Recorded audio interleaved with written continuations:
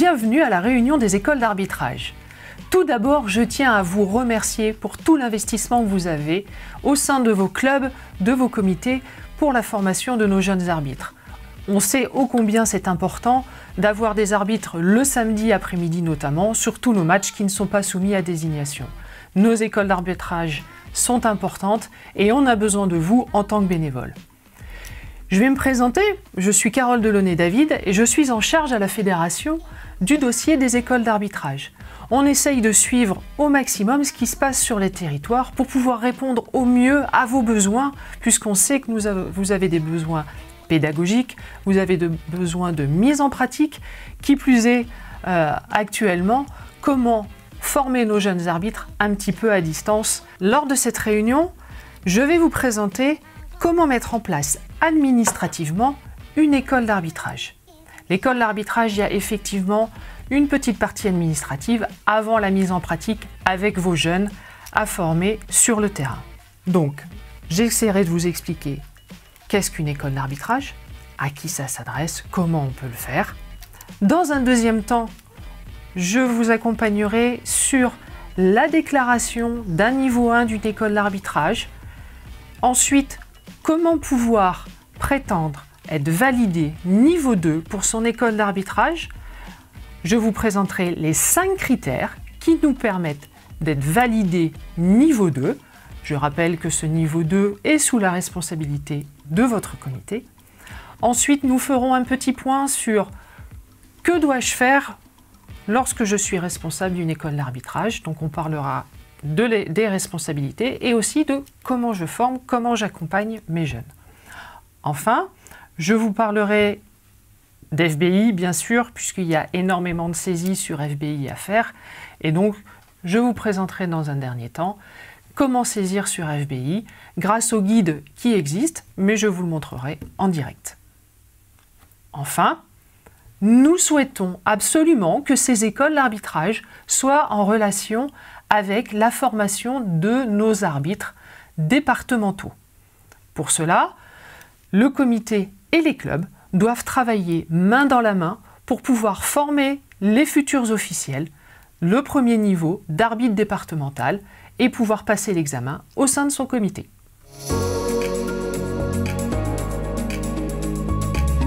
Je vais vous présenter qu'est-ce qu'une école d'arbitrage de manière très succincte pour pouvoir aborder le plus sereinement possible la mise en place de cette école d'arbitrage. Tout d'abord, à qui s'adresse cette école d'arbitrage? Il n'y a pas de question d'âge pour ces écoles d'arbitrage. Les jeunes et les moins jeunes peuvent participer à la formation. Les écoles d'arbitrage, on forme aussi bien les arbitres que les officiels de table de marque. Donc ça s'adresse à tous les licenciés, bien sûr. Ça s'adresse aussi à un dirigeant. Un dirigeant peut parfaitement se former au sein d'une école d'arbitrage. Les entraîneurs aussi sont invités à se former. Arbitrer un match, tenir une table, c'est très important pour le club, surtout le samedi après-midi, lorsqu'il n'y a personne de désigné. Enfin, les dirigeants, les bénévoles qui sont au sein du club. C'est vrai qu'on a plutôt l'habitude d'aller voir manager, diriger le club, mais ils peuvent aussi être sur le terrain, à arbitrer ou à tenir les tables. Donc, soyons attentifs à essayer de recruter un maximum de personnes au sein du club pour nos écoles d'arbitrage. Qui peut encadrer ces écoles d'arbitrage? Vous n'avez pas besoin d'être forcément arbitre ou officiel de table de marque pour encadrer cette école. Un entraîneur, faire un petit peu d'arbitrage, faire un petit peu de table de marque lors de ses entraînements, lors de l'organisation de stages, c'est tout à fait possible. Bien sûr, un arbitre peut vous accompagner, un OTM, un officiel de table de marque, peut vous accompagner pour vous faciliter la tâche, puisque la connaissance, ils l'ont effectivement. Mais le basket, tout le monde sait jouer au basket lorsqu'on est dans un club de basket. Les dirigeants, les entraîneurs, encore une fois, participez à la formation de vos jeunes lors des écoles d'arbitrage. Comment la mettre en place? On a pour habitude de se dire « Ah, l'arbitrage, les officiels de table de marque, on est derrière son bureau, on est avec une feuille de papier et on apprend par cœur le code de jeu. » Non, surtout, sortons cette idée-là. L'arbitrage, ça s'apprend sur le terrain. J'arbitre en jouant au basket. J'apprends à tenir une table de marque en jouant au basket. Donc, faisons des séances lors des entraînements. C'est très important. Nous pouvons prévoir bien sûr des séances le samedi matin, le mercredi après-midi qui sont spécifiques à l'arbitrage puisque c'est vrai que nous avons un petit peu de mécanique, voilà des choses importantes à connaître pour l'arbitrage ou pour les tables de marque. Mais ne faisons pas essentiellement de l'arbitrage ou de la table de marque pendant 2 heures un samedi matin. Déjà, il faut trouver les créneaux, ce qui n'est pas toujours très simple. En plus, avec les moyens que nous avons aujourd'hui, nous pouvons aussi former nos jeunes officiels à distance. Utilisons tout ce que nous avons à disposition. Les ordinateurs, les petits tests que nous pouvons faire grâce à tous les logiciels qui existent. Enfin, pourquoi mettre en place une école d'arbitrage? La première des choses, ce sont pour les clubs, le samedi après-midi. J'ai des matchs U7, U9, U11, j'ai besoin d'arbitres, j'ai besoin de tables de marque. Donc, faisons participer tous les licenciés du club à la vie du club. Et la vie du club, ce sont les matchs, ce sont les petits stages. Et on aura toujours besoin d'arbitres et d'officiels de table de marque. La deuxième chose, c'est créer des vocations. Pourquoi je mets en place une école d'arbitrage? Parce que je vais peut-être créer des vocations au petit jeune qui a 7 ans, 8 ans, et peut-être au moins jeune qui vient d'arrêter de jouer, qui a peut-être 30, 40, 50 ans, peu importe l'âge. On a découvert des arbitres qui ont trouvé leur voie à travers ces écoles d'arbitrage pour se mettre à arbitrer ou à devenir officiel de table de marque. Enfin, pourquoi une école d'arbitrage? Puisque, comme vous le savez, nous avons une charte des officiels qui existe. Bien sûr, lorsque l'on s'engage avec des équipes, nous avons ce que l'on appelle un système de débit et de crédit de points. Et pour éviter d'avoir des amendes, pour éviter d'être en difficulté et surtout pour éviter de manquer d'arbitres, la charte des officiels nous oblige à avoir des arbitres, des officiels de table de marque dans notre club pour éviter d'être en manque et éviter bien sûr d'être sanctionné. Voilà à quoi peut servir notre école d'arbitrage, mais c'est surtout une excellente école de la vie. Donc mettons-la en place et nous sommes là pour vous aider.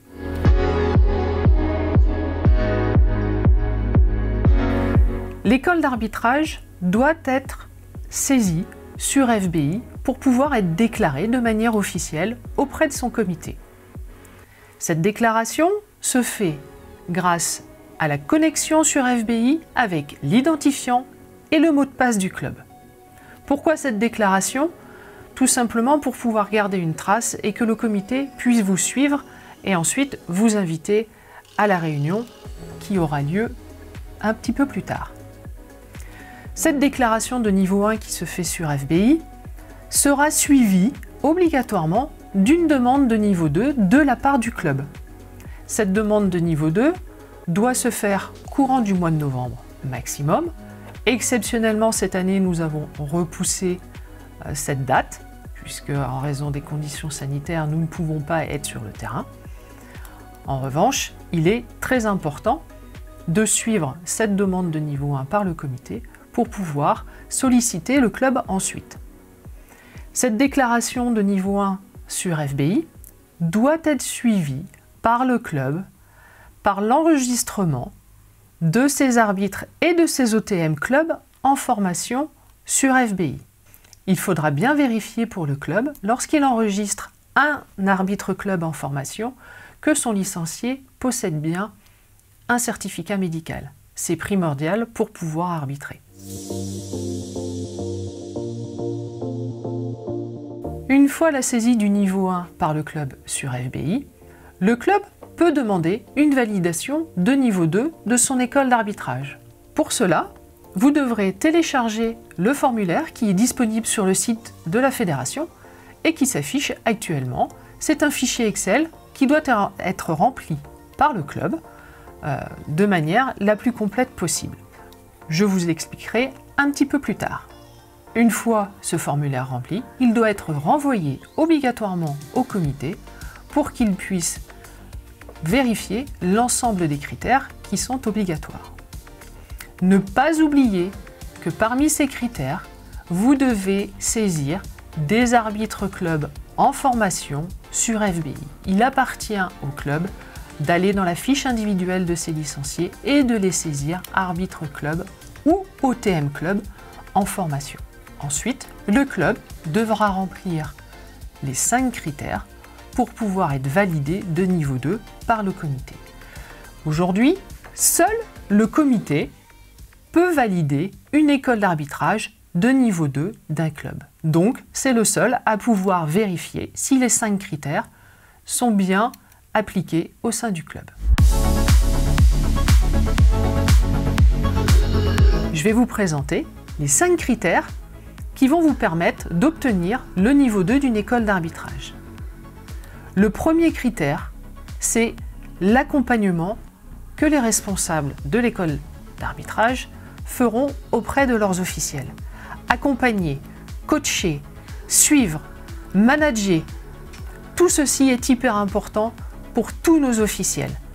Donc, lorsque je forme, je dois obligatoirement être présent dans le gymnase. Que ce soit pour les matchs ou les entraînements, je dois être présent pour accompagner nos jeunes, surtout les mineurs, pour pouvoir les protéger et les guider tout au long de leur formation. Le deuxième critère, c'est l'utilisation de la mallette des écoles d'arbitrage. Cette mallette, elle est obligatoire, on doit la suivre pour pouvoir former nos jeunes arbitres dans nos écoles d'arbitrage. Que contient cette mallette ? Cette mallette contient un livret du formateur. Le livret du formateur va vous permettre de vous aider à mettre en place les situations sur le terrain.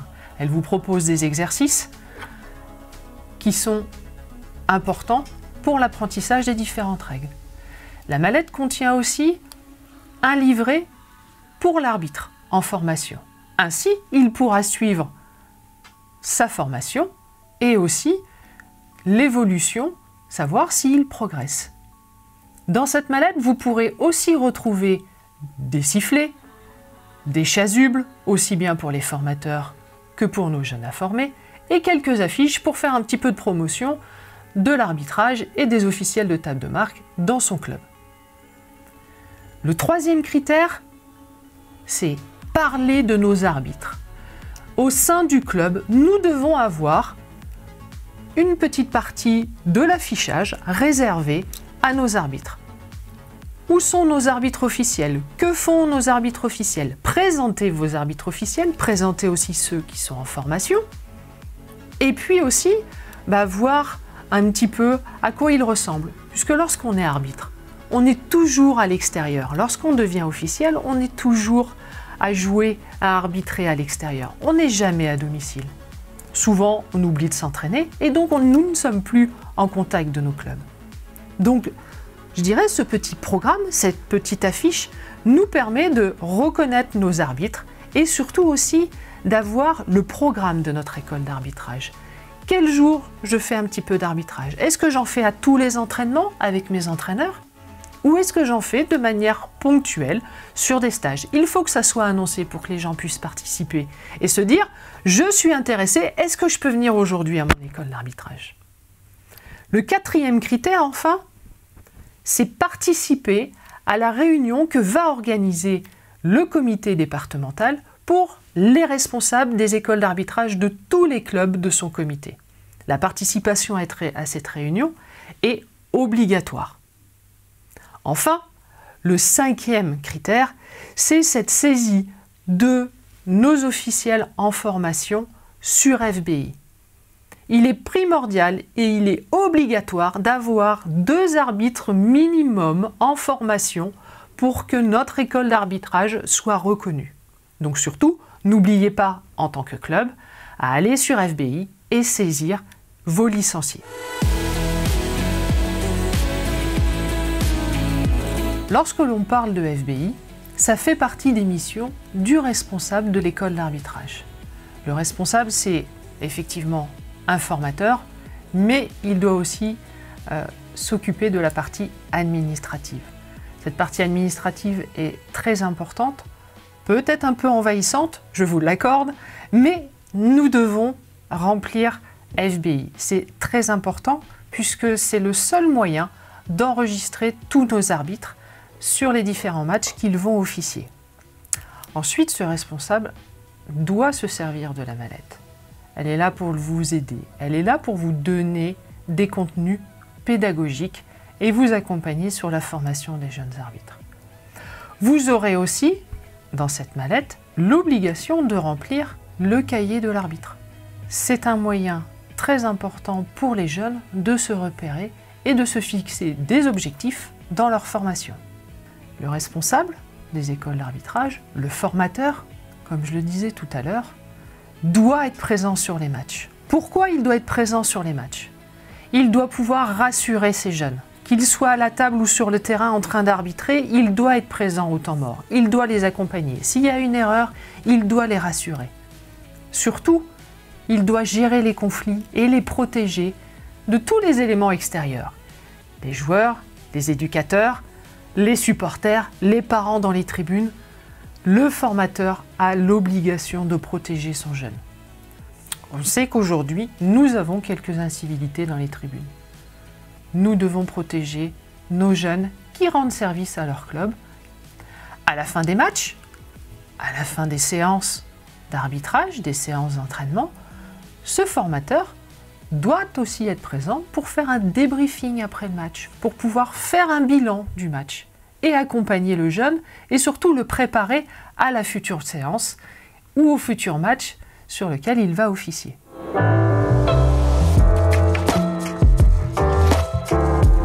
Lorsque les matchs ont été effectués par nos petits officiels, ou nos grands officiels d'ailleurs, il faut, comme je le disais tout à l'heure, les saisir sur FBI.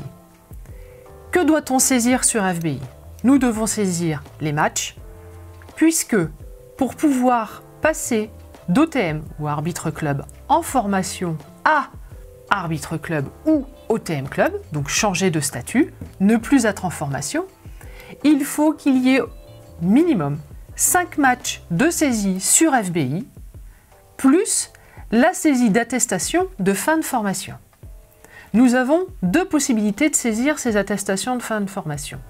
Tout d'abord, pour les licenciés mineurs, ils devront utiliser le cahier de l'arbitre club qui est fourni dans la mallette, en faire une photocopie et l'envoyer au comité, et surtout saisir cette attestation de fin de formation sur FBI.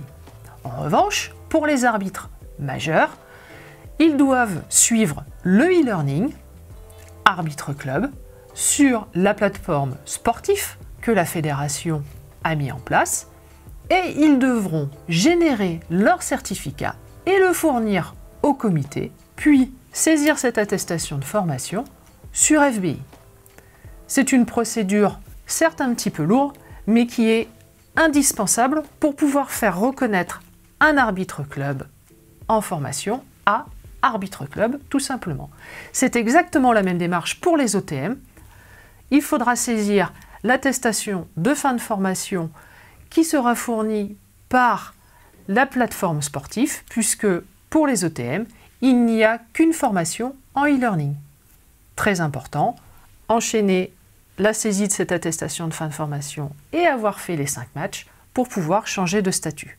Le club, s'il est un petit peu perdu dans le comptage du nombre de matchs que ces officiels ont fait. On enchaîne plusieurs week-ends, on ne sait plus si on a déjà officié 2, 3 ou 4 fois. Donc on peut aller vérifier sur FBI combien de matchs chacun des officiels en formation a pu effectuer. Tout ceci est expliqué dans le guide qui est disponible sur le site de la fédération. Sur FBI, je peux aussi vérifier le nombre de points que peut me rapporter chacun des officiels, qu'ils soient OTM ou arbitre, dans le cadre de la charte des officiels. Pour cela, je vais sur FBI. Mais avant tout ça, savez-vous combien une école d'arbitrage peut créditer en nombre de points votre charte? L'école d'arbitrage de niveau 2, puisque nous avons des critères à respecter, peut rapporter 20 points sur le crédit de votre charte des officiels. Un OTM club, une fois qu'il a changé de statut, donc qu'il a pu faire ses 5 matchs et qu'il a pu terminer et saisir son attestation de formation, il devra rajouter 3 petits matchs pour pouvoir compter 5 points dans le cadre de la charte des officiels. Donc oui, vous avez bien écouté, un licencié, à partir du moment où il fait 8 matchs et qu'il est OTM ou arbitre club en formation, il pourra rapporter 5 points. C'est exactement le même nombre de points pour les OTM que pour les arbitres. Donc, je reviens encore une fois vers vous concernant la saisie sur FBI des matchs qui sont officiés par vos licenciés. N'oubliez pas de les saisir après chaque week-end. C'est très important. FBI va devenir votre ami.